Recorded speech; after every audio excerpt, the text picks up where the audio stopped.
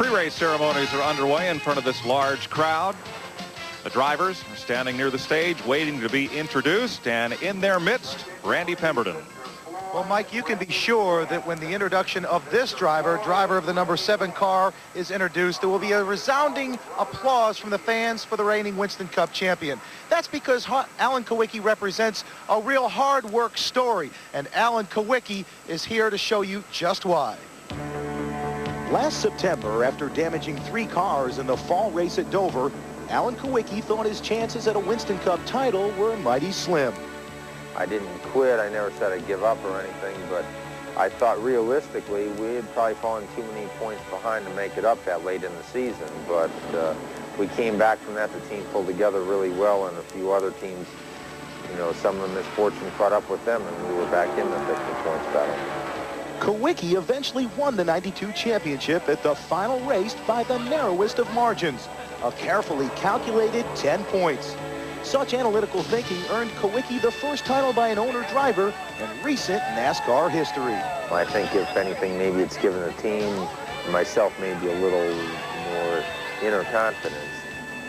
But with the additional responsibilities of holding the Winston Cup title comes sacrifice. And much of what Alan has had to give up is time. Holding the title has meant greater media attention, more public appearances, more press interviews, all in addition to his regular obligations. But this Winston Cup champ is not just the driver. He's the owner, requiring time to plan and think. It may make for a tougher year. That's going to be probably my biggest challenge this year. It's too early to tell how it's going to turn out. You know, I'm putting as much effort as possible into doing all the media things that are required of me. It's a tough schedule to keep up with, and I mean, I thought I was busy before, but this has made it even more so. One of the easier appearances was back in his hometown of Greenfield, Wisconsin, outside Milwaukee.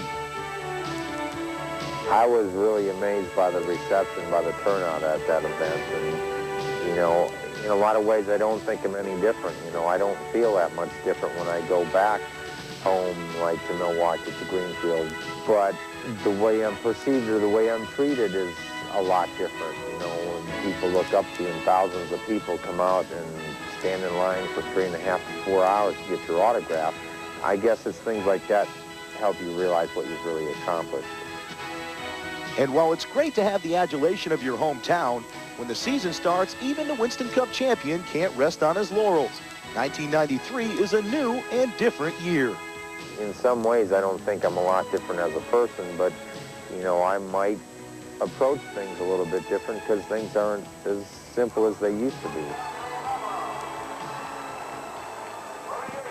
Last year, Alan started his championship drive with a 4th place finish at Daytona. This year, he was in contention, but dropped a cylinder and soldiered on to finish 26th. But as they say, the season is young.